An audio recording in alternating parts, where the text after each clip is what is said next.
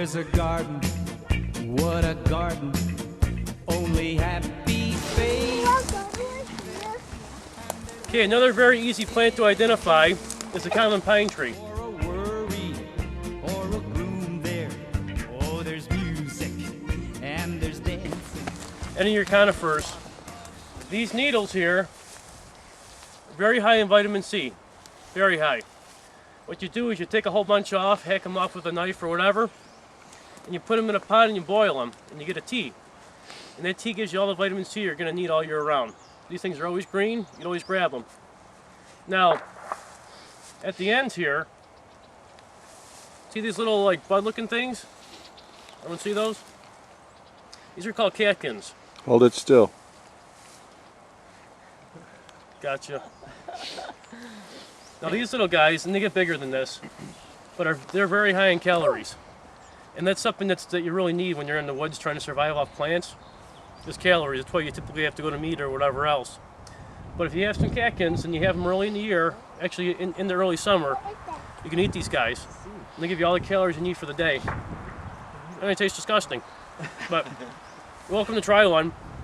Or a catkin. Are those buds, those little things, are they on there all times of the year? No, only the beginning of the year. It's the new growth, right? Okay. That's the new growth coming up. But it's more edible than eating a needle. Yeah. Because those don't taste too good. Right, we're not going to eat the needle, just make a tea out of it. Right. Right. You can do that with any kind of pine tree. Okay. It's kind of hard to see. Everyone see this? That little brownish stuff there on the inside? That's the inner bark of the tree. And that's the stuff you can actually eat on this tree. We can take a piece off. Come on. Oh, it went that way. There it is. Someone to grab it. Anyway, what you would do is strip this bark, similar to the way you're skinning an animal, and peel it off. You have a nice little underbark there. See that? That's the stuff you can take, eat it the way it is. Well, yeah, it's on the inside of it, right in here, a little bit. It's hard to get off there though. The bark normally strips right off, but this stuff right here that I'm flaking, you can take that, eat it just the way it is, or grind it into a flour between two rocks, or a grinder if you have a grinder, something like that. So that's the pine tree, very useful plant. I don't see any pitch on this one. Do you have some there? Okay, over here. Okay. Oh, that's a nice stuff, yeah. Good growth. Got a lot there. Here, can you zoom in like right here?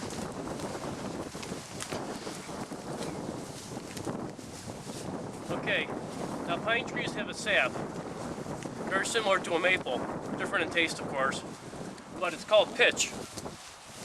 Now pitch is a pretty useful thing besides being a food, and that this is very disgusting tasting. The pitch, you can actually take this out and heat it, like a double boiler method. You boil some water, put another pot inside it, and this stuff kind of becomes liquidy, like a syrup. You can mix it with ash or ground up charcoal. It becomes like a poor man's epoxy out of the woods. They would fasten feathers to arrow shafts and whatever else with that. It's also a torch. It's quite flammable if you want to burn the stuff. So you can take the pitch, heat it up like that, dip a stick in there, like a candle, you keep dipping it in, like a little match head looking thing at the end, and you light it, you got a torch. So, very useful plant. And if you see in there's quite a bit in there. We could probably dig that out later if someone wants to boil it up and play with it. So, pretty fun stuff. That must be why when you're burning pine, it almost gets explosive when you throw it on the fire. They in the water. From the There's a lot of water in them too. Yeah. And it's a lighter wood, so it gets a lot of oxygen in it too. But yeah, when you get the pitch going, Pitch, yeah. it goes up pretty nice. That's why you don't want to heat it directly. We made that mistake before. Put it in the fire just in one pot. It starts burning on us. Wasn't that fun, Cheryl? Always good times. The cattail is entirely edible.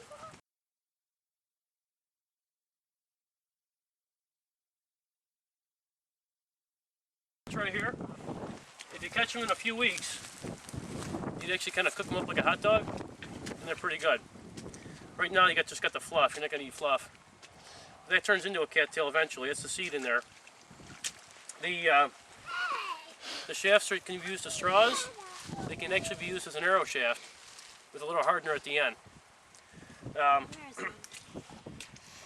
The root is entirely edible, as is the inner part of the plant.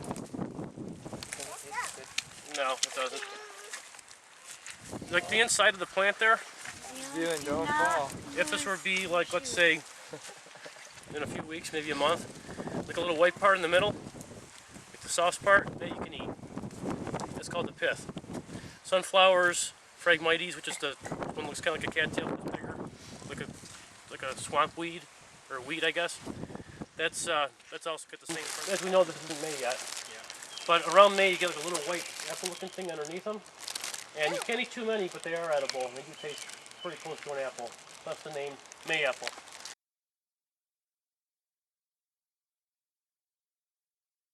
So, are they started? Yeah, you gotta open it. Oh, here we go. Here's a May apple.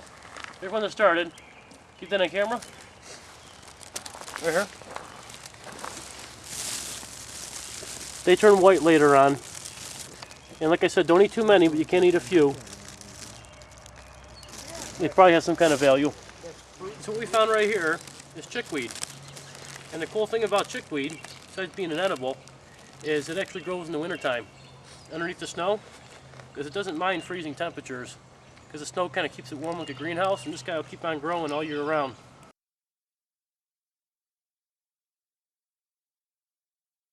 So if you know where it is, you always got your food. Now dandelions, you don't see a good flower? I don't see a good flower. They're all closed up, huh? Alright. So, anyway, the dandelion, the yellow part here,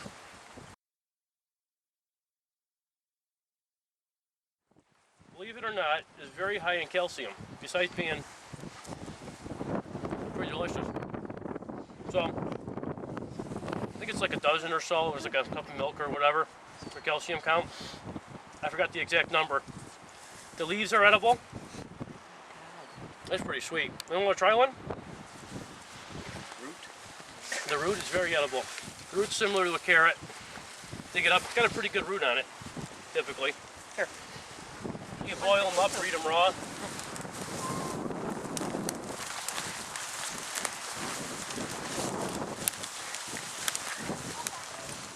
Well, this right here was the thistle from last year. Now the thistle, does everyone know the thistle's edible?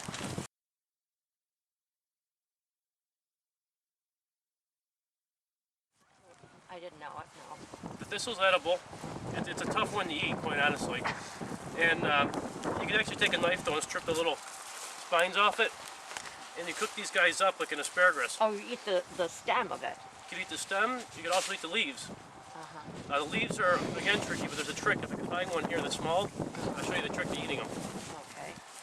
But there is, or you can also cut around with scissors or whatever, take all the spines off them. They normally have a spine up the vein of the leaf, and they have them off to the sides, and I'll try to find one and I'll show you what I mean by that. Let's try to find one here. Little thorns underneath. Now this is normally pretty easy to identify because it's got prickers on it. So now the way you eat these, and actually right now we're kind of lucky because it doesn't have any thorns on it on the outside. Normally they have them around here too, but not today. We're still too early. But to show you the trick, what you do is you fold the thorns over, and oh, there's more there. A little faster. And you kind of nibble them on the outside. And the thorns fall off. Then you go ahead and you eat the rest of it, ignoring that vein. You can actually pull this vein right off. Yeah, just let's pull off a piece and Yeah. be safer. Like a piece of the leaf and sleeve With the, well, I usually do that till last. You can eat it however you want, but I think that's the fastest way to do it. And this I just kind of ignore. Yeah. You know, actually the ones, if you look, when I pulled them up, where'd it go? Stepping on it? Just here right now. See the one, I just grabbed it, I'm trying to pluck it. No, this one broke off entirely, but I actually pulled the leaf off and left the vein right there. But then I couldn't show you the trick. Yeah. So, You're right though, you can pull the whole thing off and eat it. Just, Right now. Don't try to. They're kind of bitter, yeah. but they're edible. So, thistle. Okay guys, this plant right here, this plant's gonna get about yay high when it's full grown. This is the stinging nettle. Anyone ever came across these in the woods? You get pricked, feels like a bee sting kind of. To make that go away, you suck in your finger or whatever you got stuck, and it goes away in a few minutes. But these are really high in folic acid. That's what's actually burning you, what stings you. And these are probably the most delicious plant out here. And these we're going to harvest quite a bit of very shortly. So I'll show you some more plants, but these we're going to eat a lot of. So that even later in the year? Like, You eat them all year round. All year round. Even in the wintertime, if you get enough snow, you can dig up the smaller ones that are just coming up and still eat them, as long as you know where your patch is. All right, so those are nettles. Anyone want to get stung? It goes away within a second. You just got to touch the hairs underneath. See those little hairs in the stem? Touch those and they'll sting you. I'm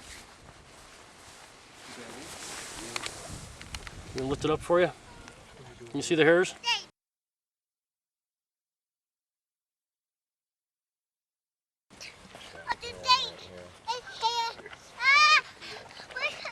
a little bit. All right. Those you can eat. It's this guy. Nope, not what I thought it was. Okay, onward. You just boil them up, and then you you peel these leaves back, or these The outer. these strings. This one's kind of young, so it's not coming apart, but you just pull those strings off like that, and then you boil that, and it's nice and tender. You can put some breading on there and fry them up. Cattail breading. Yeah, that probably work good. Yeah. Good eating there. You fry them up. Let's get the burdock too.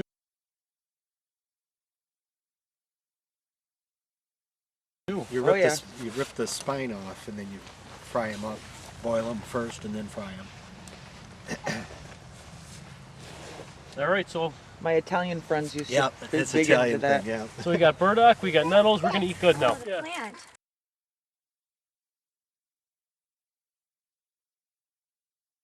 But you see, a clover would have like round-shaped leaves. This is kind of heart-shaped leaves. You can see that. Yeah, and we have that plant at home. Mm-hmm. You try one? Oh, they're really tasty. These are really good. Here, Those taste good. here, Zealand. I like one, but I don't think so. What are you eating? The raspberry? Oh, no, these taste like lemons. You like lemons? Try one of these. Lemonade. Yeah, try one. Here. So these taste like lemons. Anyone wants to try one? They're high in oxalic acid, which is a cancer cure. So if you got cancer, try the oxalic acid. And we are not endorsing this as a cure. We don't cure anything.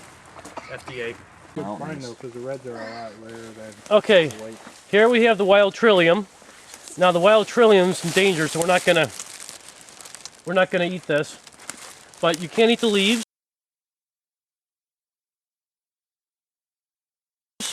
A little later in the season, when they get a little older, you gotta boil them, they get kind of bitter. So, but that is the trillium. The flower you cannot eat, and the root you cannot eat. Come on. Okay, so the leaves are edible for like a salad green, or in a stew. And that's the wild trillium.